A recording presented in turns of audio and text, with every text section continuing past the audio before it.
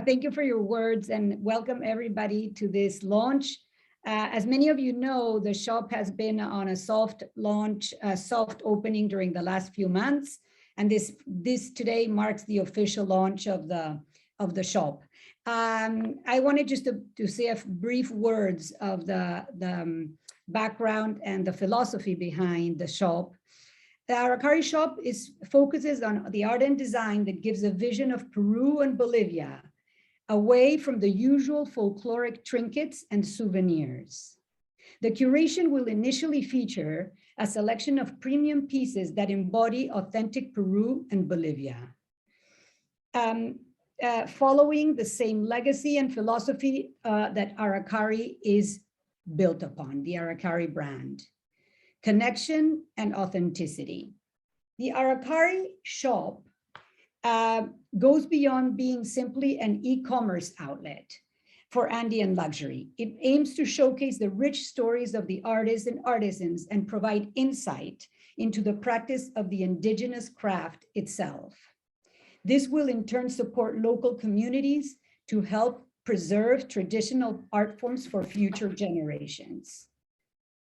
Today, we would like to present an insider's look at 3 of the featured artists in the shop that we are very lucky to have live here with us in Lima from their Lima studios.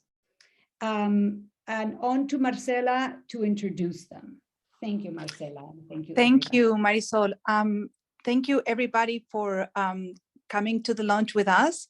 I have to announce, even though I'm just gonna give you a little appetizer, there is a surprise that we're gonna be sending to your mailboxes, along with some videos that were done by Maria Julia of really interesting visits to all of the artist studios presented at this event. So we're gonna start with Esther. So Esther, welcome to the Aracari launch. I'm going to be going back and forth between Spanish and English. Ana, can you start with sharing the screen? Esther, estoy diciéndoles que voy a pasar entre inglés y español. Vamos a empezar contigo. Voy a decir primero en inglés y luego en español. So my first question for Esther is, can you tell us about your relationship with Aracari? Esther, ¿nos puedes contar un poco cuál es la relación que has tenido con Aracari? Bueno, mi relación con Aracari es estupenda. Hace mucho tiempo que colaboro con esta empresa a la cual admiro, porque realmente Marisol hace un trabajo maravilloso de difusión de nuestra cultura, de nuestra idiosincrasia, de nuestro origen. En principio, nosotros tenemos un acuerdo por el cual hay turistas, hay viajeros, mejor dicho, porque la palabra turista no encuadra en lo que Marisol convoca. Marisol invita a viajeros, a personas interesadas en conocer más allá de lo que sería lo habitual cuando alguien viaja a un país como este. Marisol ofrece experiencias, ofrece vivencias, ofrece poder ingresar en el mundo íntimo de este Perú. Y de esa forma también ingresar en talleres, en estudios, en lugares donde lo que encuentra aquel que viaja interesado en la cultura realmente lo va a encontrar. Entonces puedo simplemente tener gratitud por esto. So Esther is sharing with us her long-term relationship with Aracari, one in which she receives in her atelier and in her home travelers and visitors from all over the world. She's pointing out the difference of what Aracari does, which is to invite curious travelers and not tourists. And this is a very, very important difference also in the way we wanted to curate the shop and to really do everything that is related to Aracari.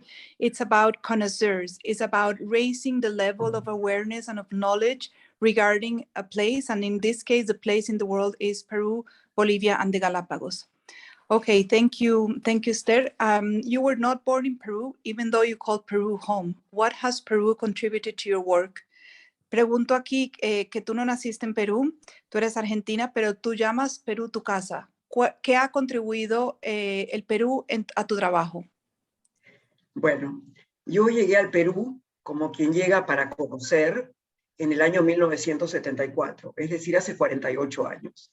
Llegué pensando que venía de paso, pero eso fue imposible. Mi primer contacto con el Perú, a través del lago Titicaca, el ingreso a los Andes, ha abierto en mí un mundo de sensaciones, un mundo de experiencias. Si tú me preguntas qué es eso que más tocó mi corazón, sería muy difícil encuadrarlo en una sola palabra. Yo fui tocada por por la mirada de los niños, por la imponencia del paisaje, por la fuerza de su cultura, por los tejidos extraordinarios que iba viendo a mi paso, porque es una cultura viva, no es una cultura de postal como yo conocía cuando vivía en Argentina. Yo llegué acá y me enamoré del Perú, me enamoré, y mi historia con el Perú es eso, una historia de amor. Yo vengo de la cantera del cine, no tenía ninguna relación con esto que se ha transformado en mi actividad más importante, y justamente el contacto con los textiles abrió en mí el mundo de la joyería. Yo vengo de una familia turca sefardí, amante de los textiles y trabajadora de textiles, importadora de textiles, pero mi abuela hacía gobelino cuando todavía vivía en Estambul. Ocurre que mi aproximación a los textiles me ha hecho conectarme con la platería, porque las personas que me ofrecían estos textiles o que yo encontraba por el camino en mis viajes a través de la zona sur del Perú, de la sierra sur del Perú, traían siempre algo que ellos llamaban chafalonería, que es platería colonial y precolombina en estado de deterioro.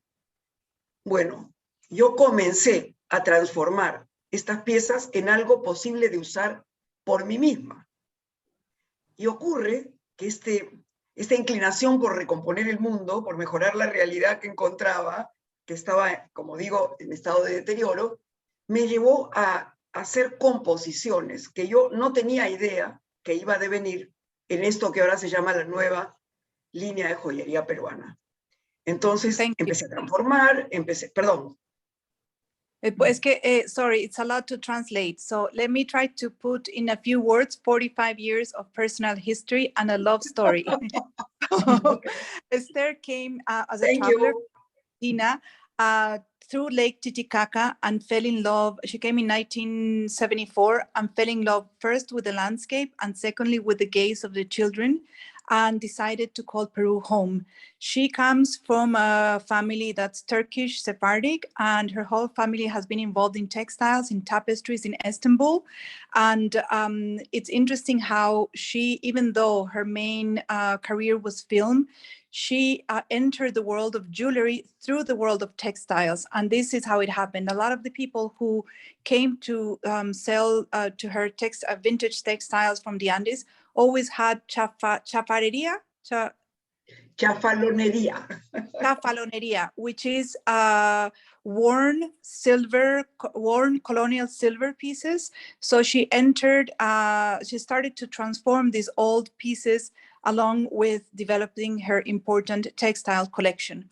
And then that's how she discovered a passion that now has become her career of being one of the main jewelry designers in Latin America. So thank you, Esther. One last question. What are you looking for in your work? Una última pregunta, Esther. ¿Qué buscas con tu trabajo? Es una pregunta muy hermosa. En realidad siempre mi búsqueda ha sido hacia la armonía, hacia la belleza, hacia el equilibrio. Y a través de el contacto con las piezas que transformo en joyas, como pueden ver ustedes acá, hay un montón de frasquitos que contienen preciosuras de distintos mundos, que recojo en playas, que recojo en anticuarios, que recojo en bosques, en todas partes. Siempre hay algo que me llama especialmente la atención, y cuando lo tengo ya en mi mano, siento qué quiero transmitir con esa pieza. Pero es algo instintivo, es algo natural, es una búsqueda de llevar esa pieza a un espacio en el cual se sienta que esa es su casa. Y poco a poco, lo que voy encontrando en el camino es eso, una necesidad de armonía. Es un proceso, yo siento que nunca está acabado, es un proceso, y como todos nosotros, somos seres en proceso. So this is how she describes her process, and it's quite beautiful. She is always in search of harmony and beauty, but without a specific plan. So it's always honoring the process, and the pieces that come into her process always tell her what is their way back home, which I find actually, you know, as a side note from the translator, really beautiful. But that's her journey. Her journey is one of really search for harmony, search for beauty, search for just, you know, for that Peruvian identity. So thank you very much, Esther. And we're going to go to John Alfredo. So John Alfredo, where are you? I don't see you.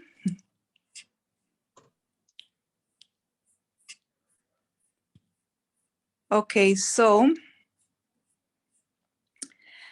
John Alfredo, you come from a background of, you have a gallery and you work, you created the gallery with your family, and tell us about that. How come you have a, I mean, because you work with Aracari with many different, in the many different capacities. Tell us about your relationship with Aracari, how, you know, how long has it been? What do you do for Aracari? How are the textiles into this mix? And welcome to the lunch.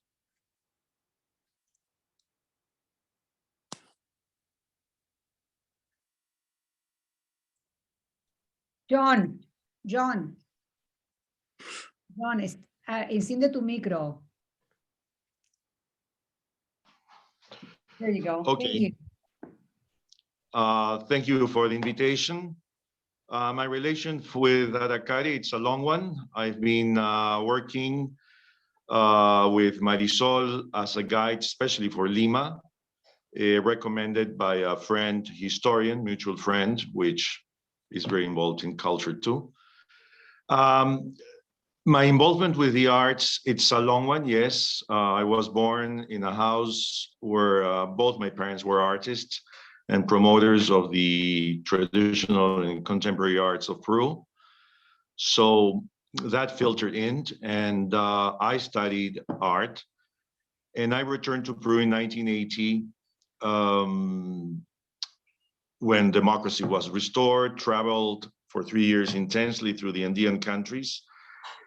And not seeing the quality that I had seen as a child moved me to starting Kunturwasi and getting involved in design and the revival of traditional arts. I joined forces with whom today is my wife, Alex Bailey, and my sister, Eleanor Davis, and together formed a gallery. And we've worked too with, we created a nonprofit organization to support displaced craftspeople during the years of violence in the Andes. And basically, that's it. Now, textiles are perhaps the most important traditional arts in the Andean countries. Yes, they had the sources, the camelid fibers of the wild guanaco and vicuña, and the domesticated alpaca and llama, and of course, the fantastic coastal cotton, Gossypium barbadense and Gossypium raimondi, two unique species of Peru, which later led to a more known fiber, Pima cotton. So we had the resources, and textiles have been the founding element of Andean societies.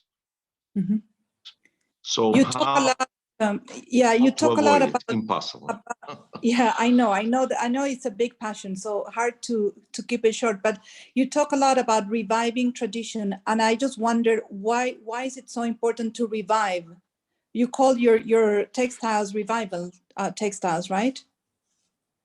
The eccentric weft textiles that we do, we have two lines. The revival, yes, revival, because and skills are a very important cultural element and asset to societies. No? Mm-hmm. If you lose the skills, you're losing 1,000-year-old technologies. And Mm-hmm. to do it again from scratch is like a recreation. It's like Walt Disney. It's not the Mm-hmm. authentic piece, Mm-hmm. object. So revival is using the existing elements and boosting it up so it continues in a very strong path. No? So, for example, the pieces you're showing, those are revival based on viceregal textiles. The viceregal period, just to illustrate, lasted almost 3 times longer than the Inca period. And even in Peru, you don't find it in museums. You don't. So Yeah. the technique, it's native, comes from the compis, which were the textiles reserved for the Inca elite. No? Mm-hmm. And then you also talk about collaboration, and you have a very important collaborator for these pieces, Nerio Atauge Gomez. Can you talk to us about your collaboration? Correct. And how did the team come about? Nerio Atauge Gomez is from Ayacucho, from the city of Huamanga, from a family of weavers. He studied microbiology, but during the days of violence in the Central Andes, he had the opportunity to join a craft development project that my father was working on, financed by the Inter-American Development Bank. And he's one of the many weavers that were taught about this technique. But like any school, you may have a lot of students, but not all of them follow the path. Nerio is one that caught an interest to this technique and has pursued and excelled in it. I would say he's the best eccentric weft weaver in Peru. And unfortunately, it's a very, very tedious technique, so it doesn't call the attention of many young craftspeople.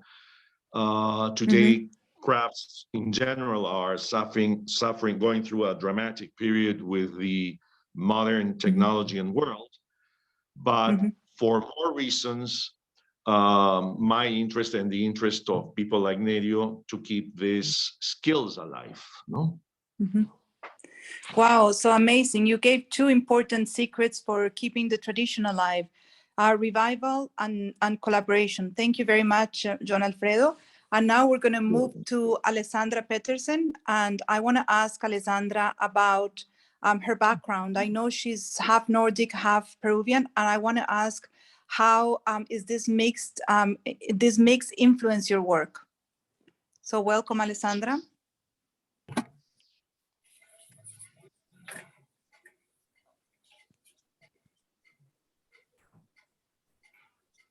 Maybe you're muted, perhaps.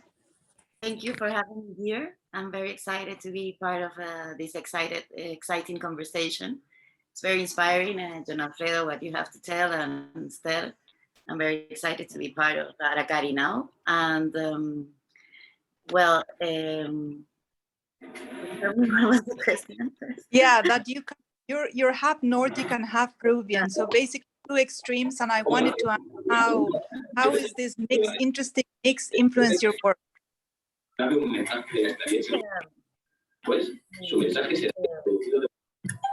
quite a lot to say. I'm half, so I can. Hello? We cannot hear you, Alex. Strange. Okay, Yes, now. now. Yes. Well, my background, my family comes from the north of Germany, actually. That was once Denmark. A part of my family, the Petersen side. And I grew up in Peru. My parents were born here, and I'm a third generation. So I think that was a privilege, because I think when you have an eye from outside, you can see and view things in a different way, and appreciate more things that if you've been born in the same place sometimes happens. And especially with my father, which was had a strong admiration for textiles since I was a little kid, and my mom had an art gallery for 15 years.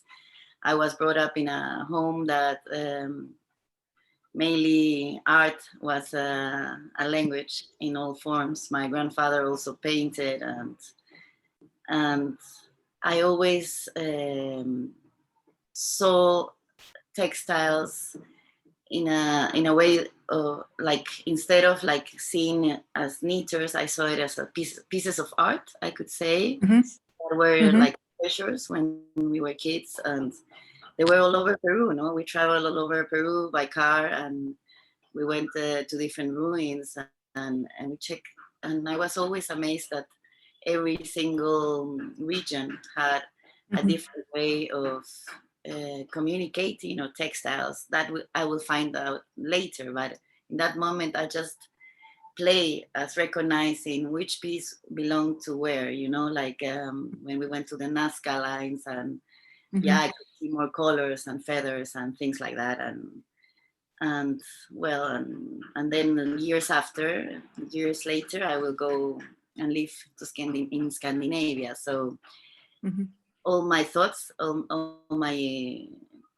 when I was a kid came back when I was living in a completely opposite country, like Denmark. But one thing came to my mind, which was because I wanted to become a painter. I didn't want to become a designer. So, but I mean, it was so cold, you know, like every time I was like freezing, and I only thought about like why I don't have an alpaca sweater, you know, like they don't sell any alpaca here. They don't know about it. And why, I mean, I could do many things, because I started seeing knitting not only as a tradition, but as a design, you know, like as a modern contemporary piece. That was my interest. And I think those worlds clashed there, and I could come back to Peru and started my first collection.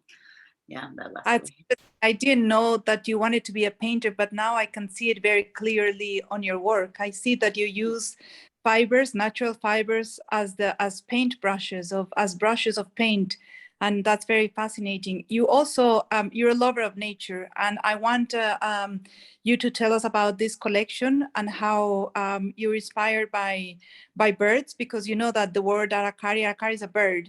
So we're very fond of birds in this company. So tell us about your inspiration, please. Well, I don't like to harm any animals. Of course, I try to work in a sustainable way, and I love feathers. And I mean, more than feathers is the birds, the animals themselves. Like they have like these beautiful covers and colors, and I mean, amazing compositions, you know, in their bodies. And I try to work and make pieces instead of having a feather jacket to imitate or to perform a little way, and to feel that you have that beautiful plumage. I don't know the word in English, but yeah, like feathers, feather covered. I mean, like plumage, maybe. Yeah. And then I did these capes, and you feel like flying, you know, like. Of course, I mean, I work from a concept always, and I have a lot of fun doing it. And then my work everybody can see my pieces and interpret or understand them in different ways, you know. But also you use as your paint, you use natural fibers, and one of them is alpaca. Alpaca is very well known in South America, but less known in other parts of the world. Can you tell us about, like, for example, what does alpaca have that is different from other types of, let's say, merino wool or other types of wool? What are its properties? Yes, well, alpaca is an animal, first of all, that it's a free animal, sort of speak, you know, like it's an animal that lives above 4,200 meters above the sea level. And it's a tradition, you know, like there are people that have take care of those animals for many generations. And they are free. They go around the mountains. They stay during that. This is what I've learned. Like during the rainy season, they stay in the mountains because they go down. They're really heavy because they get wet. And they have a life, you know. Like their fiber is one of the most special fibers that I've found working with. Yeah, thank you so much. What is your dream as a designer? What's your biggest dream as a Peruvian designer? One of the most influential, I would say, contemporary designers in Peru now. Well, my dream is to have a gender equality. I mean, like, honestly, to work to make, of course, my traditions known around the world, because as fashion designers, we have another kind of exposure. You know, we can go to trade shows and people like a lot to make press about fashion, but our really interest and our really inspiration is to become a force of positive change. You know, like artisans are like always, I mean, in my country, they don't have they have a very tough life, you know, and I wish that we could work and we could give them more work and praise their amazing keep of culture, you know, like they've been keeping the traditions and they've been keeping what the most amazing things about Peru, you know, like for me, it's 6,000 years of tradition that they have been keeping alive generation after generation, and this will disappear if China gets over, or I mean, like, or if the Ministry of Culture still denies it, you know, like, and women are a force of positive change because they bring a new economy to their life, to their families, and I mean, like, kids are underprivileged, can study and can have a better life after that. So we try to work with different communities, you know, and that's very inspiring for me. Of course, nature is a force of inspiration always, you know, like it's where I connect and where I see the colors and where I find myself. But yeah, working I love what you're saying, as you know, design and fashion as forces of change, not only on the environmental side, but also on the social and the cultural. And that's one of the purposes of the Aracari shop, to really raise the level of awareness and knowledge about these materials and about this beauty of craftsmanship, so that people, you know more about it, and it becomes part of a world culture and a bigger impact, and more people have access to it. Okay, thank you, Alex. And we're now going to open the floor to these three wonderful artists and have a casual conversation among us. And then I'm seeing a few questions coming into the chat that could be also asked. So I'm just going to throw one big question out at the three of you, which is, how do you define what is Andean luxury? ¿Cómo definen aquello que llamamos el lujo andino? So any of the three artists can jump at it. Okay. Well, in the Andes is so tough because of altitude, climatic conditions, that luxury It's provided by those unique resources that you find intangible culture, which is music, folk traditions. And in the material arts, obviously, we go back to fibers. Fibers call the attention to Esther, etc. So basically, because transporting anything in the Andes is difficult, wood is scarce. So textiles were something that could be moved easily.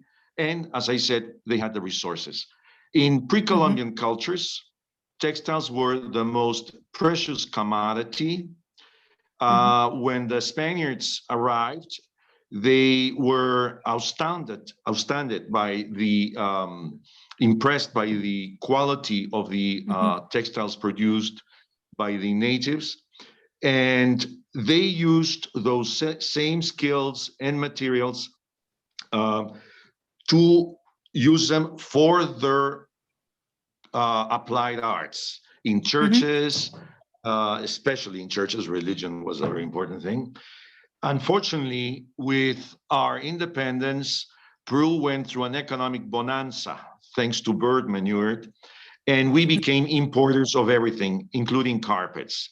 So that was not very good for the traditional arts.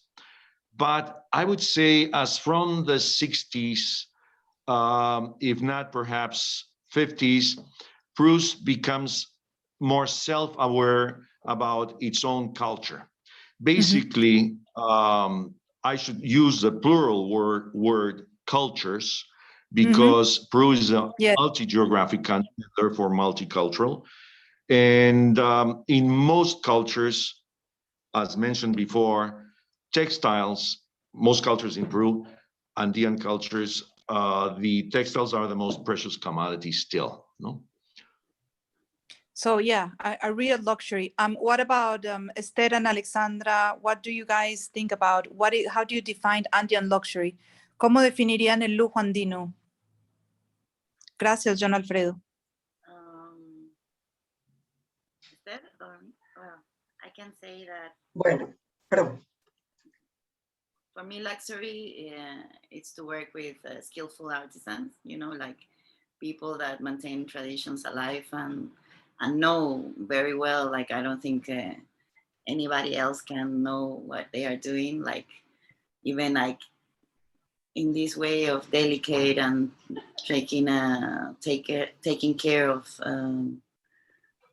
the material, of dyeing new colors, of maintaining their ancestors, I don't know, like life with their knowledge, you know, and that's making pieces that nobody else in the world can have, because those are unique pieces that nobody else can attain, you know, like 6,000 years is something, you know, like there is no comparison. It may be between like the mountains in Tibet or I don't know, like, but this is for me the difference. I cannot go to Paris and start like trying to make chiffon dresses. And no, I'm from Peru and I have this amazing tradition in my back that I want to represent in a contemporary way. That's and the beautiful thing is that the world is very eager to know more about Peru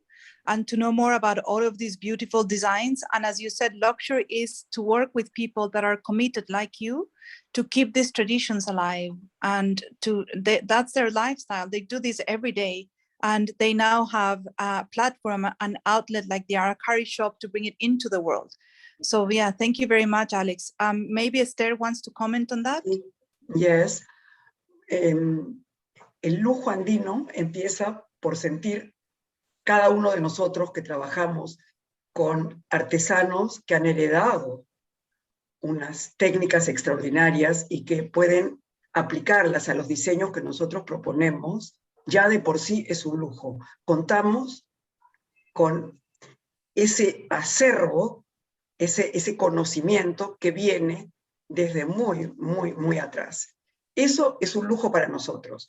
Para aquellos que se conectan emocionalmente, sensiblemente con este arte, el lujo es poder encontrar una pieza única, irrepetible, que por sus características, por su ejecución, por la exquisitez con la cual ha sido elaborada, reciben algo que nunca más van a poder ver en ningún otro contexto, ya sea porque contiene piezas originales provenientes de antiguas culturas o provenientes de la naturaleza, ya sea porque se establece un vínculo que es esencial con ese objeto. En mi experiencia, las personas que llevan una pieza elaborada por estos artesanos que trabajan bajo mi dirección, establecen un vínculo indestructible conmigo, continúa por la vida, porque hay algo de eso que es esencial, que contiene ese material único incluido en esa pieza, que ha tocado una parte de su ser, lo ha acercado a una armonía, lo ha acercado a un sentimiento de afecto y se transforman en talismanes las piezas. Y me lo dicen muchísimas veces, muchísimas personas de todas partes del mundo. Hay una relación que se establece. Eso, en el mundo industrializado, en el cual hoy día vivimos, en el cual se ofrece la repetición de la repetición de la repetición de cada cosa que está disponible en el mercado, eso es un verdadero lujo andino. Thank you, Esther. So she's talking about two different kinds of luxury. So on one side is the luxury of those that are like her, like the artists and designers that have the luxury of working with artisans who can make their creations in collaboration with them. And then on the other side is the luxury of the users, of the wearers of the work that establish a relationship with a unique piece that becomes a talisman. So that's a continuation and a way to keep tradition alive. So thank you very much, Esther. And then we're going to go and open the floor for questions. Excuse me, I have something to add up to this point. Yes, sure. I think is very interesting what Esther has to say, because the world has become like a... Se colgó. Yes, Alex? When you used to go to Spain, can you hear me? Yes, we can Hello? hear you now. Yes. I have something to say about what Esther just said. You know, like it's very interesting what she mentioned. I think that the world is becoming one market. You know, like when you go to Spain, when you go to Portugal, when you go to the US, when you go to England, you always have the same multinational shops. You know, like and personality. It's in extinction. Lacking. You know, like every country is losing its personality because of globalization. I don't have anything against like giving jobs and making things happen, you know, like, but I have a nostalgia for things to disappear and traditions to disappear. And what we are doing here is like keeping traditions alive, but doing contemporary work, you know, like in my case, you know, like, or I don't know, I think it's very important to keep a personality from the country. When you go to Portugal, you know what, you don't want to feel like you're going to China because it's the same, you know, like it's a bad example, but maybe to Italy. And I think that each place has a personality that you want to go and address it and live it, you know, and experience it. So when you come to Peru, you still can find quality and different things that make you feel. That's a very good point. That is a very good point. And that was actually one of the main points for establishing the shop. We wanted to share that diversity and that uniqueness with the world. Thank you, Alex. Marcela, excuse me. Marcela, es importante también señalar que a través de cada pieza que nosotros realizamos y que en ese momento se están ofreciendo a través de Aracari Shop, existe la posibilidad de ver, como si fuese una ventanita, un aspecto puntual de las muy diferentes culturas peruanas. Algo de la selva, y eso atrae, eso invita, algo de la costa, algo de la sierra. Siempre se puede, y es una lectura realmente habitual que yo escucho de la gente que se acerca a estos productos y que los quiere atesorar, porque no son productos como los que, bien dijo Ale, se venden por todas partes. Son absolutamente únicos. Y esto es lo que hace toda la diferencia. Y por eso es tan importante la obra que están haciendo ustedes de difundir este aspecto tan puntual de nuestra cultura. Es decir, ahí hay un secreto que ustedes están rescatando y exhibiendo y ofreciendo. Y esa es una obra muy importante porque es la identidad, en este caso del Perú y también de Bolivia, que comienza a ser transmitida de una manera que tiene que ver con el afecto por estas culturas, tiene que ver con el respeto y tiene que ver con la sensibilidad con la cual hace contacto en el otro. Thank you, Esther. So I'm going to try to translate this very beautiful idea, which is that through products, we're providing windows into the many cultures of Peru and Bolivia and entry points into the different areas, for example, of Peru, the coast, the Amazon, the Andes, and different ways of inviting into these new territories, always through beauty, always through design, always through a big sensibility and appreciation for craftsmanship. Okay, thank you, all of you. And now, Marisol, can we go to some questions from the public?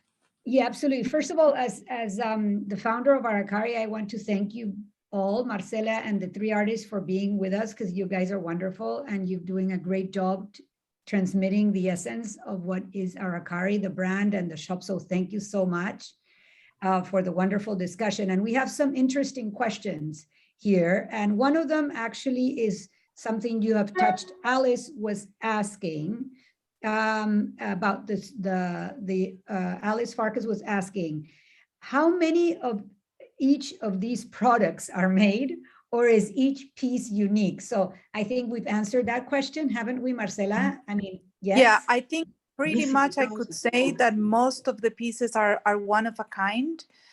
Because, for example, you can order a jacket from Alessandra, but it's going to be different because all the alpaca that she uses, the composition is going to be different. It's going to be like your own painting. And Esther is one of a kind pieces. I mean, John Alfredo, of course. So yes, I mean, they're one of a kind. Wonderful. So yeah, that answers the question. There's a question here, Marcela, for you actually. And it says, how do you decide as the curator, how do you decide which items to include in the shop? Yeah, so it's a great question. And one of the great things about working with Aracari is that it's not only me, we're a team.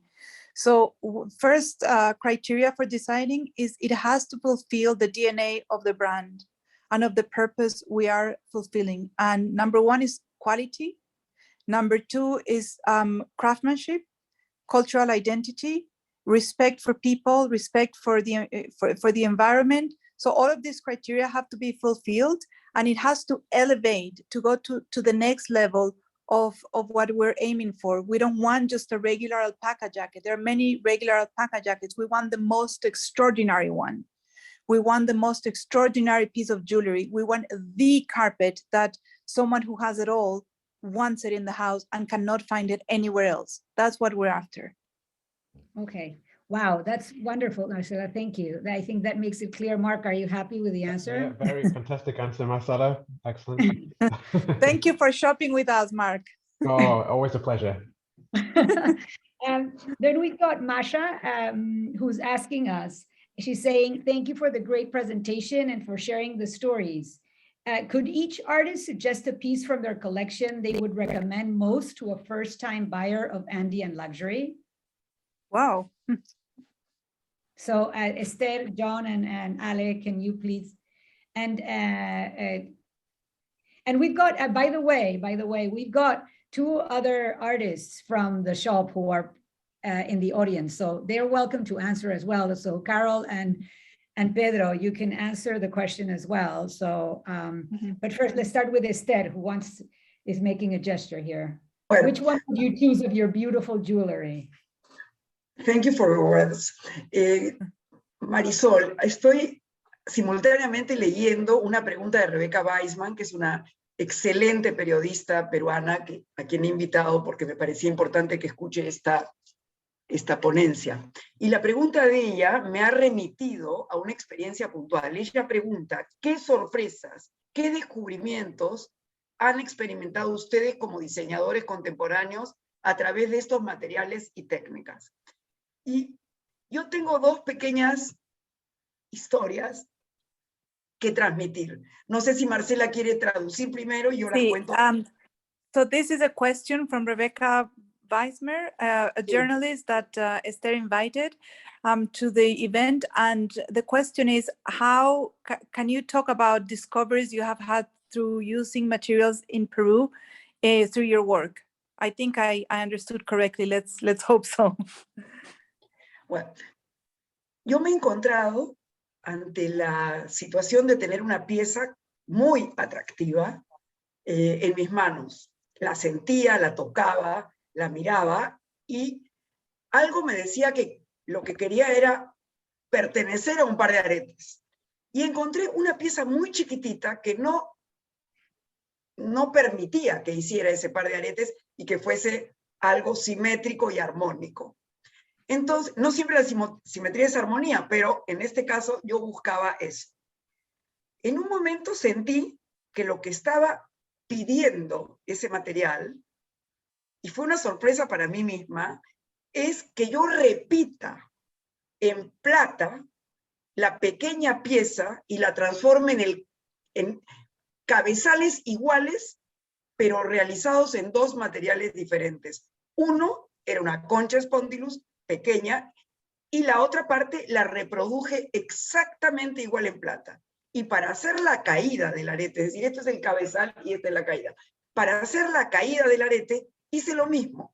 Y la pieza dio lugar a una línea que se llama positivo-negativo, en donde un cabezal es de concha spondylus y una caída en forma cruzada es de concha spondylus, y el otro cabezal es de plata y la otra caída es de plata. Y tienen una perfecta armonía. Y hay una pieza así disponible en el Aracari Shop. Y la segunda experiencia, que me parece muy notable... Espera, Ya. yo Ya. Okay, so here is, so as you know, Esther always like looks at a material, and then from the material, she feels it and sees what the material is telling her to do with it. And there was a piece of spondylus, which is a shell typical of Peru. And she was looking at it and thought that maybe it would be nice to do a pair of earrings, but she didn't have the second piece to make it a pair. So then the piece wanted to be in a pair of earrings. So she decided to do a piece called Positive Negative, in which you had the top part of the earring in silver, and then on the opposite side you had it in spondylus, and then the opposite. So, you know, a play of negative and positive that just came to her as you know, her inspiration through, you know, the piece talking to her. Listo. Gracias. Y la segunda experiencia tiene que ver con el trabajo directo con un artesano. Yo desarrollé un diseño para realizar una cadena y curiosamente cuando trajo el objeto realizado no tenía nada que ver con lo que habíamos hablado, y sin embargo la descripción verbal obedecía a eso, pero lo pragmático era que no. Y entonces de repente él vino muy confundido y avergonzado de no haber podido lograrlo.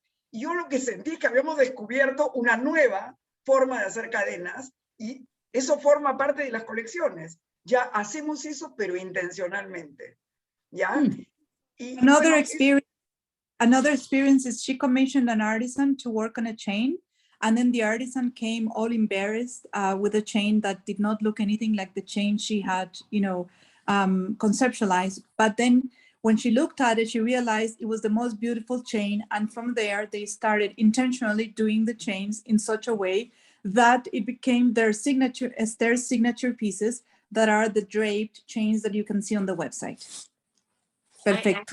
I have something to add to it, because that's actually what we experience as well, you know, like one will think, okay, they have all the amazing techniques and we have the design, no, at the end. And it's not like that, you know, like there are also many of the artisans are very creative and amazing artists. So when you think a piece, you know, like you think in abstract, I don't need my pieces. So I make them and I have a sketch and I design them. But when they come, I mean, sometimes I'm like, there's nothing to do with what I thought would come, you know, it's a completely another interpretation of my design. So I think reality is not one, you know, like they can experience my perception of what I want in a different way. And many times it's something that we add up to the collection because, as Alfredo said, like it's a collaboration in many ways. Exactly. That's the beauty of working with artisans and of being a designer in a country like Peru. It's like you have both ways have to learn. It's not something vertical, it's something horizontal. I love that. And also sometimes I do the swatches. No, the swatches are the small pieces to like we have many colors and many, so sometimes completely abstract pieces appear in my eyes, you know, like I'm like, I mean, where did you get this? I mean, I will never think about it. And we always laugh in the atelier and in the workshop because it's very unique what we can experience. And I had a client in the US and he was always like very keen of architecture, but crazy architecture, you know, like architecture from NASA. I mean, like to construct different I don't know, different things and very modern and very modern architecture. So he said to me once, I want you to do this in needs, you know, like, and can you translate this kind of inspiration for me into needs? And that was something, you know, like that was a lot of fun because together we put together many techniques and we end up like thinking that intarsia, which is like a type of technique that you make drawings and squares. I mean, for the people doesn't know, I mean, it's like these classic sweaters from Christmas that your granny needs. Yeah, I mean, that's the technique, of course. And we ended up like doing like, I mean, the most crazy designs, like into not making a NASA space shuttle, no, not at all, but very fun and colorful and things that interlaced into each other. And I mean, it was absolutely inspiring, you know, of the capacity of the traditions and the design together. So it went beyond my themes. Yo quisiera decir algo que tiene relación con mi experiencia, la que me sorprendió de una visita de viajeros de Aracari, porque es bien interesante lo que ha ocurrido. ¿Puedo? Perdón. Ya. Hace un par de años, antes de la pandemia, me llaman de Aracari para decirme que tengo voy a recibir una visita de una pareja con una niña. Yo preparo las condiciones, como siempre lo hago, recordando que viene la niña, tengo algo especial para convidarle, nos ponemos a conversar y pasan a esta salita de diseño. Entonces me dicen si pueden ellas desarrollar un diseño. Y yo encantada de la vida, es algo que hemos hecho otras veces, buscan en los frasquitos algo con lo cual se identifican y desarrollamos juntas un diseño. Y la niña, que tendría unos 6 años, me dice, yo también quiero hacer algo, por favor, quiero hacer algo. Entonces, a mí me pareció extraordinario y tengo mucha conexión con los niños, de verdad me encantan. Entonces, saqué unas piezas y se las puse sobre la mesa, pero ella vio un pedazo de paja. Yo estaba haciendo una colección en homenaje a Piura, y estaba desarrollando unos objetos que tenían insertadas pedazos de paja, y la niña me dijo, quiero hacer una carterita. Bueno, nos hemos pasado el día. Yo le he ayudado, ella ha hecho la carterita, le ha cosido encima piedritas. Ha sido una experiencia que la niña no se le olvidó más. La mamá cada cierto tiempo me escribe, yo he tenido una alegría muy grande de poder darle ese tiempo, brindar esa experiencia a una niña que parecía solamente ser el acompañante de la pareja. El señor nunca vino y se generó una relación. Y esto es algo que es bien importante. Y lo que también quería comentar es que mi aproximación al diseño no es intelectual. Yo no me siento a pensar qué es lo que quiero hacer. Voy a tratar lo que nos... Ya. Bueno, Okay. so Esther is sharing an experience she had with a couple that had a child and was some travelers from Aracari that went to visit her atelier. So she prepared some food for the kid and thought that the girl was just coming to accompany her parents. And it turned out that when they entered the design room, the girl said, "Can I do a design?" And they spent the entire day creating this beautiful bag with a beaded bag. And it became an unforgettable experience, both for the mother, for the girl, and for Esther, showing the importance of the relationship and of trust relationship, and of her approach to design, which is always very organic and very open and very, very Latin, I would say. Vamos a pasar un segundo, Esther, a una pregunta que tiene Marisol, pero gracias, excelente. Tenemos aquí, we have here one of our collaborators, one of the artists that is in the shop as well. Her name is Carol Frareso, and Carol is here. I think she's logging in from Paris, and she does the beautiful gold jewelry that's in the shop. Maybe during the time that I am asking Anna, you can show the gold jewelry that Carol at Motché Parisina produces. And she's asking from an archaeological point of view, because her work is directly based on a deep study of archaeology of the Motché culture. Maybe you want to tell us a little bit about the Andean luxury from the archaeological perspective. Carol, welcome, and we're keen to hear you. You need to unmute. Unmute, yeah. Yeah. There you are. ¿Me escuchan? Sí. Pero, ay, hola, Carol, qué bueno verte.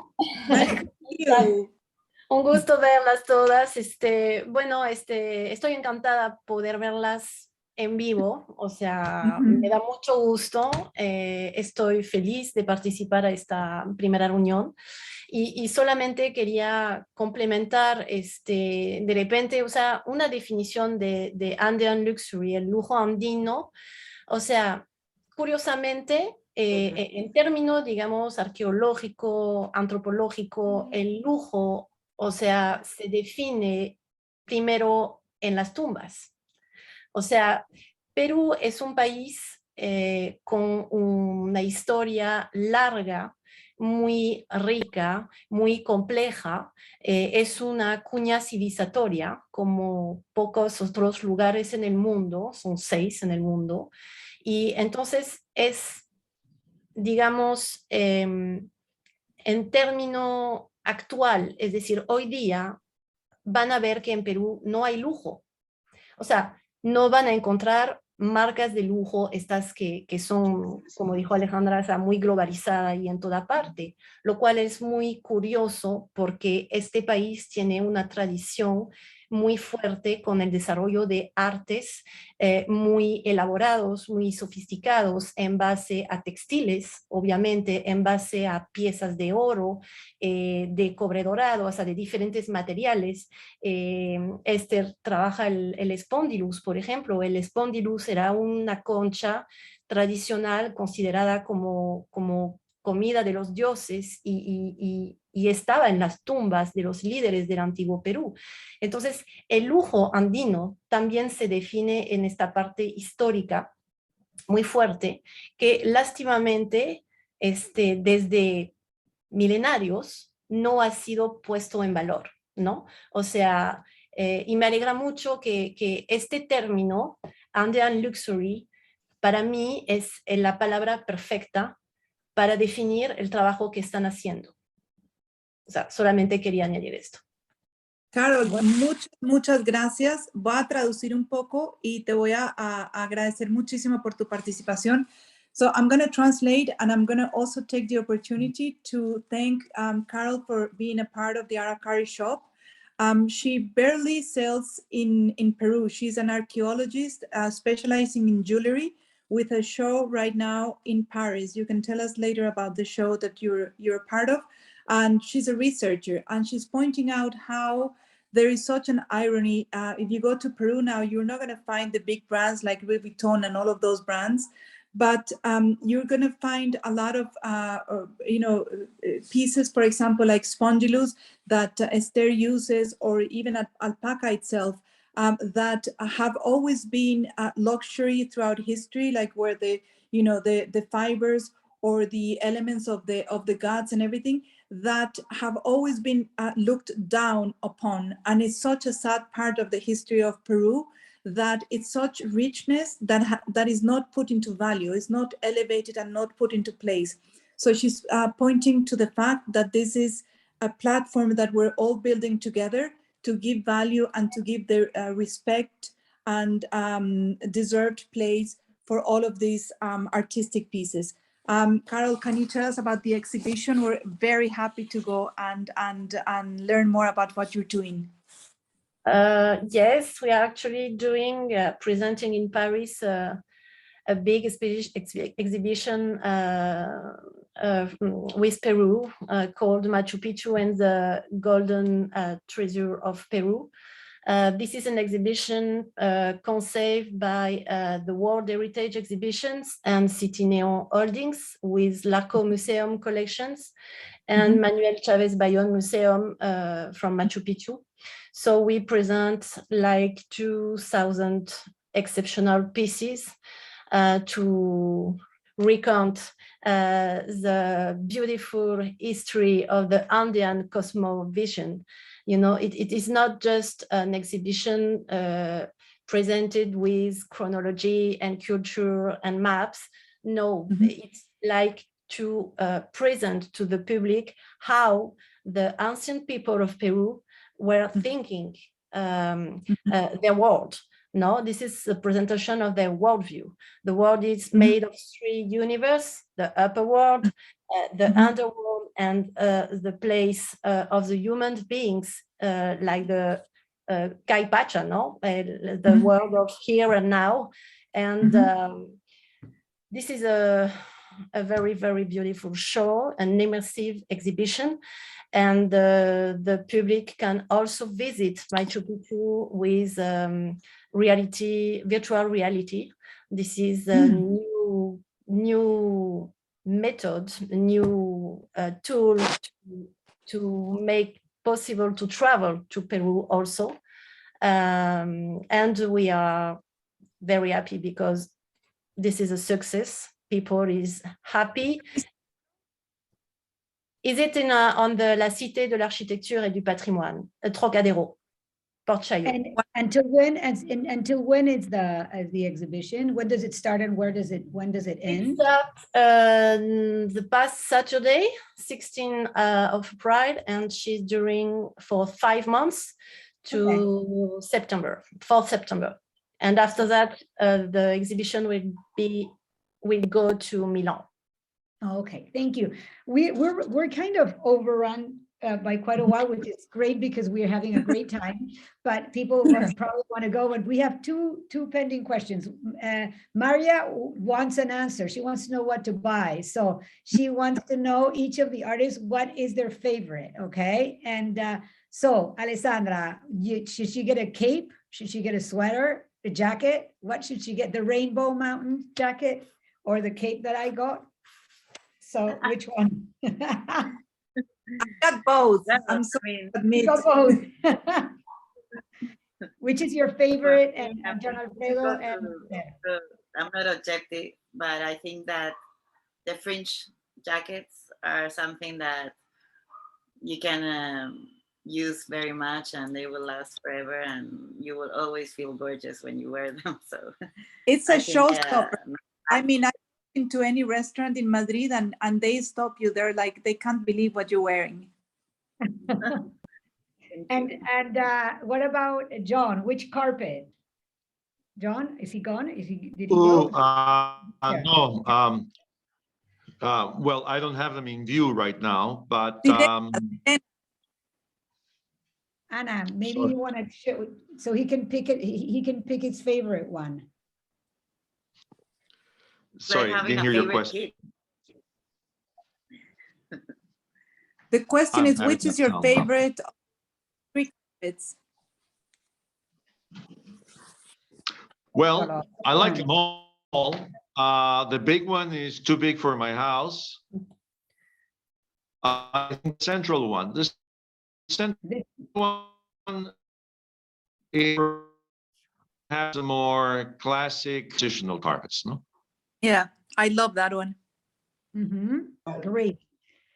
And Esther, The mermaids. which one? Which of the jewelry people? Maya, el adorno que tú escojas va a expresar algo de ti, algo que te va a representar, que te va a permitir sentir que es orgánicamente afín contigo. Por lo tanto, es muy difícil recomendarte a través de este medio cuál sería esa pieza con la cual te vas a sentir absolutamente conforme, cómoda. Entonces, lo que creo es que tienes que tomarte el tiempo, mirar una por una y sentir, como dicen en Colombia, esta soy yo. Esto es la primera aproximación que quiero compartir contigo, porque yo te puedo recomendar, pero la experiencia de sentirla va a ser la tuya. Y eso, en este momento y a través de estas características con las que estamos planteando el Aracari Shop, te va a requerir de ti tiempo y silencio. Mirar, sentir, mirar, sentir. Y ahí vas a saber, la pieza te va a llamar, tú no la vas a escoger a ella te va a escoger a ti. Gracias. So there's for Maya, which is the piece will find you and will speak to you. So just be silent, look closely, and it would just call your name. Thank you so much. Muchas gracias, Esther. Excellent. We will make sure that Masha, who I know her by, Masha Maria. Masha Maria is going to go very soon to visit Esther. Very soon. Definitely. Thank you so much. And then we have a final comment question from, apart from many thank yous and many praises to the artist, and thank you to the Marcela and the artist. We want, there's a question by Dennis. Hola, Dennis. ¿Qué tal? And he's saying, thank you very much for inspiring presentations. We've been hearing locally that after the international gastronomic boom, textiles will be the next grand Peruvian window to the world. Is this a realistic assessment, and how successfully is it being handled? What does it mean for the future well-being of our artisans and artists? This is a giant question, but Okay. Marcela, as a spokeswoman for Heritage Textiles, I hand over to you to answer. Yes, so Dennis, thank you. It's a very good question, and I completely agree with you that the new frontier, not only after gastronomy, but after modern art, the new modern art is in textiles. And I talk about this from personal experience.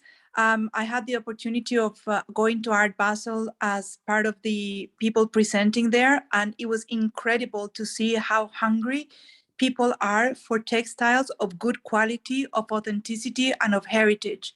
It's like the world of art is hungry for meaning, and this meaning is woven. And you know, this is not new. This has happened in the history of the world. Like, you know, like when Annie Alberts came to Mexico in mid-century, textiles had a very important role to play. But I think after 2 years of being completely away from touching and from seeing and from feeling, I think the world of texture really calls for, you know, to bring this feeling and this kind of sensation into our homes, back into our homes. How successful it is handled, it's very sad to say that I don't see, and I don't want to get into politics, but I know from experience that it's very hard to find public support to really champion anything related to textiles in Peru. Perhaps it's the same for other fields, but it's really such a shame.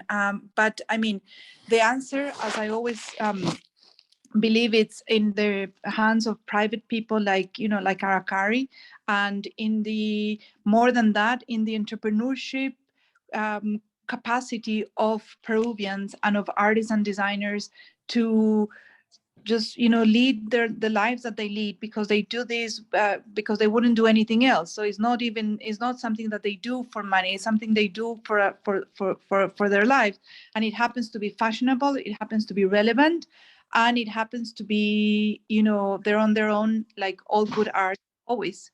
So I don't know. Good question.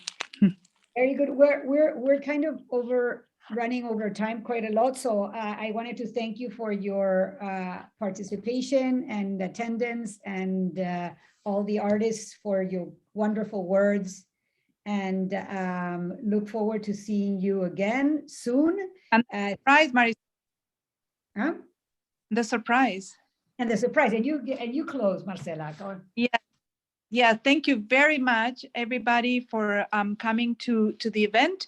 We are going to send you a coupon of 20% off for the entire week to everybody who attended.